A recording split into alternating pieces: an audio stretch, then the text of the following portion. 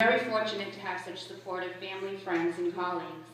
And for me, tonight is not only about celebrating my race to the finish line, but it's also a night to recognize all of the people and volunteers who have made running for school committee possible. Firstly, I would like to take this opportunity to thank my parents. They provided me with an exceptional upbringing and foundation that's fostered my love for my profession of school psychology, as well as my love for working with children.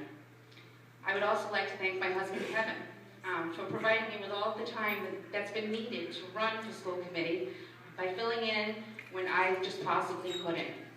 This venture would not have been possible without his never-ending support. And I'd like to extend a very special thank you to my children for dealing with the many changes to our home routine over the last few months, for they are truly the reason why I continually strive to be a better parent and advocate. Lastly, I'm so privileged to be surrounded by a dedicated network of people, of new friends and volunteers, along with Keith and Jesse from Reel to Reel, who've been instrumental in my campaign journey. So my story begins when a few short months ago, my husband says to me, you know, I think there's some openings for school committee. You should really think about running. I just looked at him and I was like, well, I'm not so sure about that. It wasn't something that I would ever consider. But, you know, after some conversation, investigation, you know, the idea started growing on me. And after all, I did see that there were some areas that needed to be improved.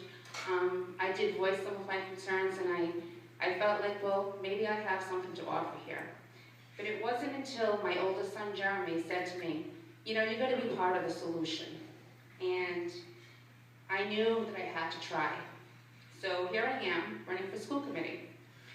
My campaign journey so far has been very exciting, and I've met some wonderful and inspiring people along the way, from concerned parents, citizens, and politicians who tirelessly work to make sure that our schools are provided with much-needed funding and programs.